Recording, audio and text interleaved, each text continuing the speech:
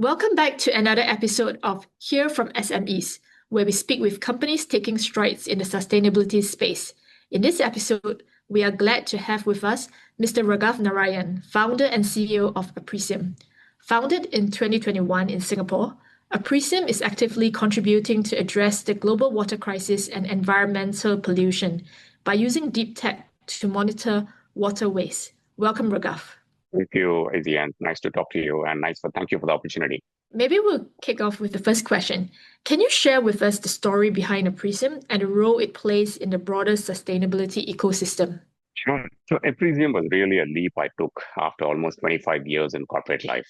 I had reached the point where I wanted to build something of my own, be an employer rather than an employee, and yes, make money while doing work that actually matters. I was clear about one thing, though. I wanted to build an evergreen business, something not hit by seasonal swings, something not hit by economic downturns, and water stood out immediately. It's essential, it's everywhere, it's always in demand. And what I found was a huge gap in water contamination and how it is detected and managed. Normally, it's late, it's manual, and it's inefficient. So basically, we built Aprisium to fill that gap with real-time autonomous water monitoring systems.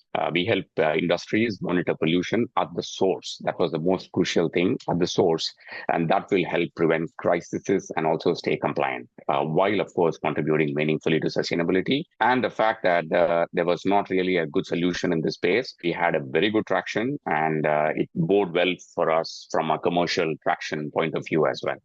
The second question could be a little bit more personal.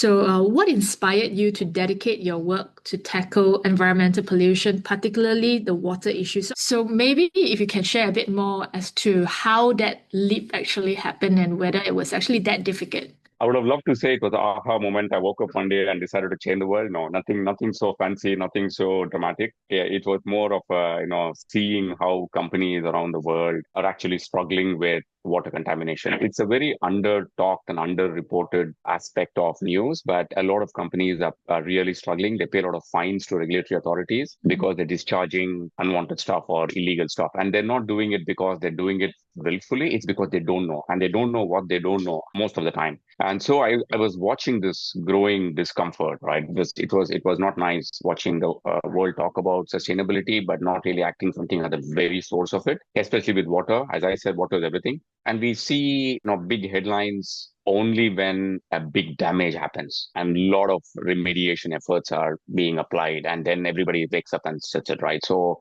I saw an opportunity to apply smart technology to a real world problem. I'm an engineer myself. So I wanted independence and a shot at building a business. Of course, I want to make money, but one that actually does something useful for the planet, sort of like money with a mission, sort of a discussion. It's what sort of ticks all the boxes. You use all the time. There's no seasonality, but more importantly, you can really do something for the world. And we know now there's more and more focus on water with industries, be it data centers, be it industrial electronic companies, chip manufacturing companies, textiles, garments, aquaculture. They all use so much fresh water, and there's only limited supply of fresh water. And what we're trying to do is help them, number one, recycle some of the water and contribute. Help them contribute to their own sustainability efforts, but also help them pay low fines, manage it better. And I think the most compelling argument is let's not remedy something, let's prevent it from happening. I think that's the whole logic on when it comes to water. The next question may be a little bit more detailed. So how does the real-time pollutant detection, which is what Aprisium does, contribute to a low-carbon future? Why is it so important to have it real-time? Yes. So as I said, right, it's all about prevention. It's one thing to discharge unwanted stuff and then trying to scramble around remedying it. If we can prevent it, that's where the key is. So our solution hits at the heart of this problem. So we deploy analyzers at source, right at the site where water is being discharged or being used. And what we do is when we deploy analyzers, it detects in real time, sending the whole information, the insights onto dashboards. We can also provide real time alerts, or we can even integrate our insights into the treatment, a preventive treatment plan. So there is, and all of this done autonomously, because once people get involved, there is always misses, errors, and there's always chances where people will prioritize something else over something else and so on. So it's all about doing everything autonomously, doing it at site, sending the alerts, sending all the key information for decision making.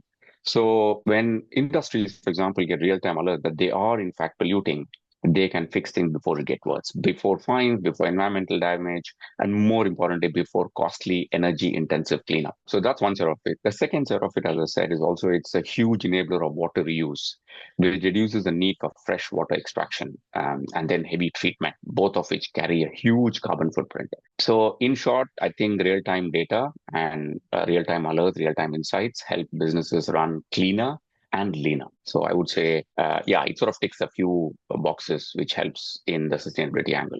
And just like you mentioned a few different industries where this can be useful, which industry or sectors, in your view, are most in need of transformation when it comes to pollution control and also sustainable water management? Is there any, like maybe like the top two that you're most concerned about? Yeah, it's the usual candidates. We have manufacturing. I talked about chip. I mean, some of the largest chip manufacturers, the biggest consumers of fresh water in that country. If you were to look at a single consumption point, they would be very, very big. So manufacturing, electronics, plastics, and so on and so forth. The other big area today is aquaculture and food, dairy, that whole bucket of people. Aquaculture, for example, a bad quality water is not only need to be tested online and recycled, but also results, a bad quality water results in a lot of fish mortality, fish die, fish and shrimp and so on. So normally in a very well regulated system, the percentage of fish which is killed or dies is anywhere from 25 to 30%. And there are some markets in the developing economies where the fish mortality can be as high as 65 to 70%. A bulk of it is lost and everything is traced back to the quality of water. So that's where we come in and start deploying analyzers and giving them alerts before the water quality goes bad and the fish dies. So that's where we start sending out in advance amber alerts, red alerts, crimson alerts, and so on, so that they are forced to take action. So I would say fundamentally industries, food, dairy, and aquaculture in one bucket. And there's the other bucket I would say is data centers. With data centers coming up in a very big way, especially with the AI data centers, the need for fresh water is incredibly high. I mean, some of the numbers, some data centers can consume 1 million liters of fresh water every day. And that kind of fresh water consumption has a huge impact on natural resources of society, the community at large, and so on and so forth. So there's a huge need to recycle and conserve fresh water. And if you see today, some of this big cost of fresh water in terms of both on the environmental side and as well as purely on the economic side is forcing data centers to move towards engineered fluids. And that's a big other discussion as well. Engineering fluids also extremely expensive. We also provide solutions there. But just to show that there is this huge awareness coming in, but people probably don't have the solutions to address it. And that's where we come in as well. The last segment, which also consumes a lot of fresh water, is mining, especially with now the green transition with EVs and batteries and electrolyzers and so on. There is a lot of mining happening with lithium or even with manganese, nickel, steel, of course, copper, and then all the rare earths. Rare earth is like extremely water intensive. The processing is so expensive. All of this is a further drain on our fresh water needs. So I would say 3 or 4 industries where we are also focusing on in addressing it. And we have today deployments in all of these 3 or 4 industries. And we are learning valuable insights on how we can help these industries save further water and so on. I was just curious because you mentioned data centers. Is that also the reason why some of them are going into like building near shore on the sea itself? So it's using seawater rather than fresh water. The seawater is used to cool the data center. Yes, that definitely helps. But what the fear is that we don't know the impact of that on marine life and the ecological damage in oceans and so on. So every single action we take has invariably a cascading impact on other environmental aspects, right? So different things have been tried out. Air cooling, of course, which was very quickly we realized that it's not enough. Water cooling, which is fresh water. But then we are now going into liquid cooling with engineered fluids. And a lot of now countries are limiting the number of data centers to be built fundamentally because there is no enough fresh water to be used and wasted. So that's where the engineered fluids are coming in. And now if you see the other aspect of data center, right? So initially we were using normal GPUs GPUs, which were, you had to cool the GPU, and then you have two parts to a data center fundamentally for cooling. One is your processing GPUs, and the other one is the storage devices, where the data is stored, and then you process two of them. So far, most data centers, the cooling was only happening for the GPUs, and the data storage hard drives were not cooled.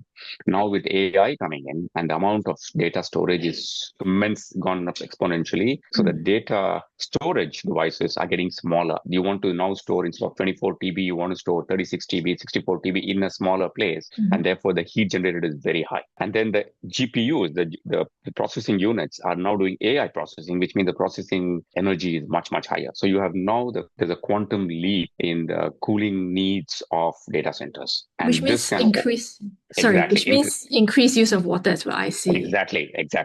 And that is where there is immense pressure to address water monitoring and so on. So if you look at, sometimes you hear about data centers heating up. The reason is very simple. If the water is contaminated, fresh water is used to exchange the heat out of the GPUs and the hard drives. If the water is contaminated, it doesn't exchange the heat very well. So what do? You have to use more energy to cool it. Imagine you kept your refrigerator door open and try to run your refrigerator. You're going to end up using a lot of energy because the refrigerator keeps working till it can cool the refrigerator. So similar logic. If you're not cooling enough, the energy is continuously working. You consume more energy, you waste more water. So it has a cascading impact on sustainability from a sustainability point of view. So that's where we come in and hit it at the source. We look at water before treatment, after treatment, and we give insights how to treat it effectively, so that to make sure that, number one, water can be reused. Number two, we give insights on the water quality to ensure you don't have a lot of scaling in the pipes. There's no corrosion in the pipes. And then there is also not biocides. A lot of bacteria and microorganisms enter into the water, which is extremely bad for the data center cooling towers and cooling pipes, because they form biofilms and prevent exchange of heat, also the fresh water gets damaged. So all of this is what we monitor real time and give insights so that the treatment is effective. So we do before treatment, after treatment, give a feedback loop, and then we help data centers manage their water footprint better and also reduce the energy. In fact, when we initially went there to help data centers reuse water more effectively, we realized the bigger saving was not in water, but actually in energy. That was a very fascinating thing. So now suddenly, instead of just being a sustainability focused company, we are now helping companies become more profitable. So we are showing a classic case. Exactly. Suddenly we become attractive to them. So we realize now that, what's good for the environment is also good for a bottom line. And then suddenly they are embracing our idea and saying, okay, let's use them and see how we can get more profits, but also be more sustainable. So we sort of started to hit this two birds with one stone metaphor, right? We're working quite well there. See, and your clients are located globally, or is still mostly Singapore? No, we actually hardly do any business in Singapore. Most of our business comes from, we are focusing today on three key markets: Southeast Asia. In fact, our biggest market in Southeast Asia is the Philippines, and now we're entering in a big way in Malaysia. Second focus market is Japan, and I'll come back to that. Japan is more of a focus on PFAS, and I'll come back and talk about that. And then the third market we are focusing on is Nordics. Sweden, Norway, Denmark. In fact, we are selling some of our first analyzers to the salmon farming in Norway, which is a huge problem, by the way, and that's a different discussion by itself. A very premium salmon farming have their own problems in terms of the fish mortality and so on and so forth. So that's something we're also working a lot. So Sweden is big on industry, PFAS, aquaculture, also food, a lot of dairy and cheese. So we're doing it in the Nordics, we're doing it in Japan, we're doing it in Southeast Asia. Currently, that's where our focus markets are. So in terms of your core product, I would imagine this is something that is still being innovated upon. So is there any innovation trends that you are most excited about? Absolutely. I would say that fundamentally, I am excited about stuff that's practical, pragmatic, and solving everyday problems, right? Not flashy stuff. Sure, AI is great. We use it, and we use a lot of it. It's just that we don't talk AI as a product. AI goes into every aspect of our analyzers because we use AI to do the prediction, the analytics, and so on. And I think the more interesting thing for us is the complexities of emerging contaminants. What contaminants we knew 10, 15 years back is now that the landscape has changed completely. I talked a little bit earlier about PFAS. PFAS is called forever chemical. It's there everywhere. It's there in our food, water, environment, and so on.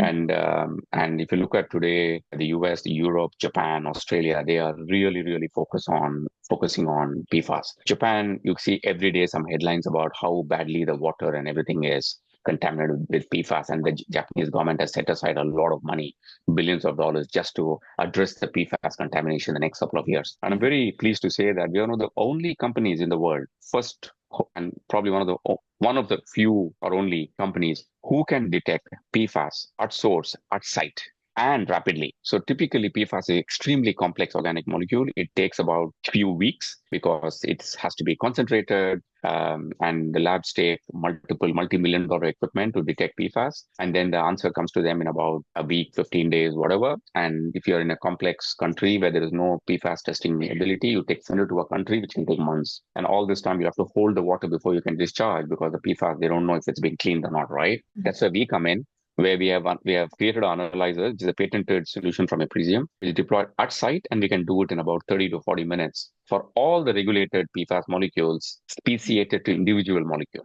So it's one of the world's first, I would say, and we have tremendous traction. And some of our contracts for PFAS have come from Japan initially, and then we are looking at other markets like Sweden and the US even. So that's very interesting for us. And I would say the interesting thing about our invention with PFAS is that this can easily be acclimatized or changed to the new and emerging contaminants, something what is coming up in big way in Europe called PCBs. It's something called as polychloral biphenyls. These are complex organic molecules, PAH, polyaromatic hydrocarbon. These are all new and emerging contaminants, and we can already detect that. So we don't talk about all this in Singapore yet, but Europe is talking. There's a new regulation from Europe called REACH, and that is already capturing that all the companies have to detect all this before they can discharge. And we are already there and center of this, having analyzers to detect it. So I would say that's very exciting. The second thing, which is very exciting for us, innovation, and which is also we're just filing the patent for that, is detecting total microbial count at source, at site. Today, if you have detect microbes in water, food, you take a sample, send it to a lab, let the colonies build up. It takes about 5 days, and then you measure the microbial count. We can do it at source, at site in about 10 minutes time. And that is really a groundbreaking. And that's a patent we are filing as we speak. And that's something which we are very proud of. And we are having these IPs being developed as we speak. So a lot of interesting things getting on, and I'm super excited about some of the innovative things we're doing. And here is a small deep tech company in Singapore providing solutions for the world. Extremely satisfying, extremely satisfying. So what advice would you give to business leaders who want to integrate sustainability into their core operations? And I think you would have a good perspective coming from a very large company, and then as well as now starting your own one. Absolutely. So I think the fundamental thing is don't overcomplicate it. I think we should start asking ourselves, how do I make money? If you don't make money, you don't survive. So you have to find out where do you make money. And then we need to find out where are we wasting money, right? Are we wasting money in terms of water, energy, find that place where we can make money, and also wasting stuff, right? I think that's what we need to fix. And as I told you, right, and from our own experience, we say that very, very often, almost all instances, the sustainable choice is also the cost efficient choice. So we should not treat sustainability as a side project.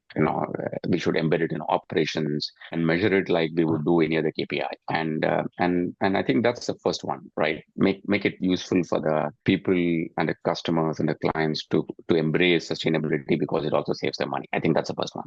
The second one, I think, is to, as our CEO from Volvo would say, partnership is a new leadership. And I strongly believe in that.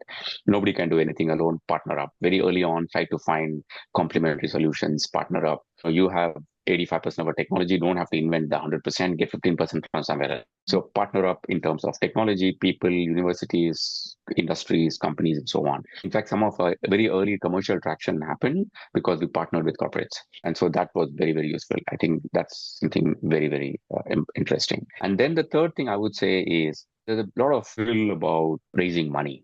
Startups, the big claim to fame is, I raised so much money, I think the focus should be on making money from customers and solutions rather than earning money from investors. I think that switch where we need to really very quickly find ways to make money is my personal goal. No need to keep raising money and trying to fix the world. I think we should make money as we fix the world. I think that's the three things. I would say that's simple three things which has guided me, and it's stood me in good stead. And that's what I would tell business leaders who want to integrate sustainability and into their core operations, but also more importantly, for startups who are now getting to the sustainability space, just keep these three in mind. Sustainability by itself doesn't survive. Combine it with profitability, partner up, go make money. Thank you, Raghav, for the very fascinating conversation and sharing more about how Aprisium is using science and technology to revolutionize environmental testing. It was interesting to learn about how on-site real-time detection can help fill a gap in the industry, and all the best in scaling Aprisium. Thank you. Thank you so much, Jen. As always, I appreciate. I work with OCBC a lot. You're a banker. I really appreciate the opportunity to talk a little bit about what Aprisium is doing. Thank you. Thank you.